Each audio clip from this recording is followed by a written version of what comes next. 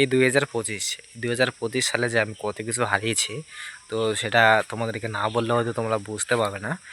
তো তোমরা কি করো, মানে একটু প্রেম করো, ভালোবাসা করো, একটু ছ্যাঁকা খাইলেই বা আত্মহত্যা করতে চলে যাও। আর আমি যেইভাবে কাটাচ্ছি এই 2025 সালটা, মানে কত কিছু যে হারিয়েছি এই 2025 সালে, এটা একমাত্র আমিই জানি। তো তোমাদেরকে না বললে হয়তো তোমরা বুঝতে পারবে না। তো বলবো, আস্তে আস্তে সব বলবো। তো আগে একটা আমার চ্যানেল ছিল, ইউটিউব চ্যানেল। তো সেই চ্যানেলটা কিন্তু 25,000 সাবস্ক্রাইবার আমি কমপ্লিট করেছিলাম 1 মাসের মধ্যে।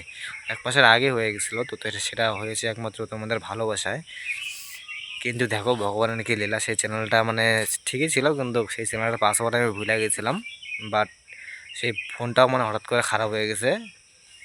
খারাপ হওয়ার কারণে মানে মায়ের একটা ফোন কিনছি। এখন যে ফোনে আমি ভিডিও করছি সেই ফোনটা হচ্ছে আমি এখন কিনছি, মানে এটাও কম দামি ফোন, 10,000 টাকা দিয়ে কিনছি।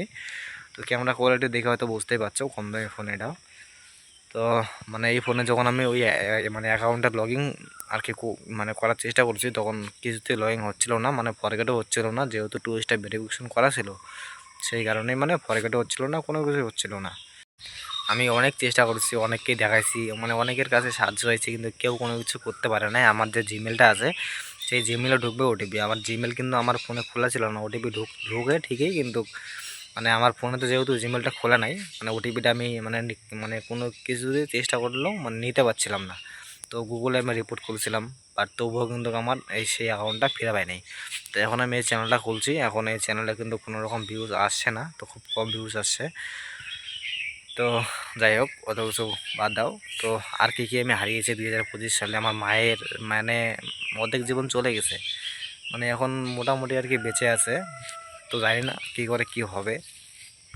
তো আমার মায়ের এইরকম অবস্থা কেমন করে হলো, তো আমি গেছিলাম ব্যাঙ্গালোরে কাজের জন্য। তো আমি মানে শাটারিংয়ের কাজ করতাম, বিল্ডিংয়ের শাটারিংয়ের কাজ করতাম। তো 4-5 দিন মানে হয়েছে আমি গেছি, কাজ করছি 4-5 দিন। তো একদিন হঠাৎ করে দুপুরবেলা ফোন আসে যে মায়ের নাকি ব্রেন স্ট্রোক করছে। তো আমি জানি যে ব্রেন স্ট্রোক করলে মানুষ বাঁচে না, কিন্তু আমি তখনই মানে মাটিতে পড়ে গেছি, অজ্ঞান হয়ে গেছিলাম, এটা শুই না। আর বাইরে গেলে কিন্তু এমনিতেই মায়ের কথা, বাড়ির কথা কিন্তু খুব মনে পড়ে। আর সেইখানে আমার মায়ের এই রকম অবস্থা শুই না, তো আমার তো একদম আমি অজ্ঞান হয়ে গেছিলাম। তো তখন আমি কাজ করতে পারিনি, এরকম শুই নাও আমি 4-5 দিনের মতন আবার কাজ করছি, কিন্তু তখন আমার কাছে কোনো টাকা ছিল না যে আমি যখন তখন চলে আসবো। মানে এইরকম আর কি, মানে এইরকম আর কি খারাপ সময়ের দিক দিয়ে যাচ্ছি আমি 2025 সালে। তো আমার মা তখন মানে শিলিগুড়ি মেডিকেলে ভর্তি ছিল। শিলিগুড়ি মেডিকেলে ভর্তি ছিল 5 দিন, মানে 10 দিনের মতো, 10 দিনের মতো ভর্তি ছিল। তো আমি 4-5 দিন মতন কাজ করছিলাম এখানে, 4-5 দিন 10 দিন কাজ করছিলাম আমি। কাজ করার পরে মানে ঠিকাদার হঠাৎ করে একদিন শুনলো যে এরকম এরকম অবস্থা বাড়িতে। তো ঠিকাদার আমাকে টিকিট বানা দিল, যেহেতু ঠিকাদারটা খুব ভালো ছিল। তো টিকিট বানা দেওয়ার পরে আমি বাড়িতে চলে আসি। বাড়িতে বলতে আমি মানে ডাইরেক্ট ডাইরেক্ট গেছিলাম মায়ের কাছে শিলিগুড়ি মেডিকেলে। তো গিয়ে দেখি যে না, মায়ের কোনো হুশ জ্ঞান কিচ্ছু নেই, শুধু খালি চোখ দিয়ে শুধু মানে দেখতে পারে, আর কোনো কিছু করতে পারে না। মানে হাত পা পুরা সব একদম লোলা হয়ে গেছে। তো এখন বর্তমান মা আছে বাড়িতে, কিন্তু টাকার অভাবে মায়ের চিকিৎসা মানে করতে পারছি না। তো জানি না আদৌ বাঁচবে কি না বাঁচবে, চিকিৎসা না করলে তো বাঁচবে না। আর শিলিগুড়ির ডাক্তার একদম হার মাইনে দিছে। তো ওরা বলছে যে কোনো কিছু করা সম্ভব না আমাদের।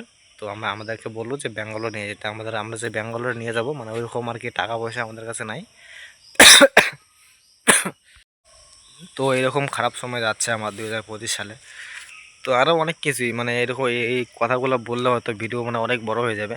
তো এই কথাগুলো আমি মানে একবারে সব কিছু বলবো না, আস্তে আস্তে বলবো। আস্তে আস্তে আমার সব ভিডিওগুলো তোমরা দেখলে হয়তো সব কিছুই আমার মানে বুঝতে পারবে, জানতে পারবে আমার কি কি হারিয়েছি 2025 সালে, হারাচ্ছি 2025 সালে। অত অনেক কিছু আমি হারিয়ে ফেলেছি।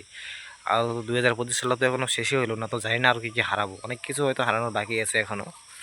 তো জানি না কি হবে আমার সঙ্গে। তো আমার মাকে আমি দেখাচ্ছি না, কারণ দেখানোর মতন অবস্থায় এখন আমার মা নাই। মানে আমি আজকে দেখাবো না, তো তোমরা যদি দেখতে চাও তাহলে আমি অন্য অন্য আর একদিন দেখানোর চেষ্টা করব বা দেখাবো। যদি তোমরা দেখতে চাও তাহলে দেখাবো, কিন্তু মানে আজকে দেখানোর মতন অবস্থায় এখন মানে আমার মা নাই। তো আমার মা এখন বাড়িতেই, মানে প্যারালাইসিসের মতন, মানে সারাদিন শুয়ে থাকে আর উঠতে পারে না, মানে হাত পায়ে কোনো শক্তি নেই, মানে হাত পা পুরো একদম অবশ হয়ে গেছে। তো জানি না মানে কিভাবে চিকিৎসা করব, কিভাবে কি হবে। তো আমি এখন যে মানে কোথাও গিয়ে যে কাজ করব, মানে সেটাও আমি করতে পারছি না, আমার মাকে ছেড়ে আমি যাইতেই পারছি না। তো হয়তো কাজ করলে হয়তো টাকা পয়সা হয়তো তাহলে চিকিৎসা করতে পারতাম, কিন্তু আমি যে কোথাও গিয়ে কাজ করব সেই অবস্থায় এখন আমি নাই। আমার মাকে ছেড়ে আমি কী করে যাব, কী করে কাজ করবো, তোমরা এখন বলো।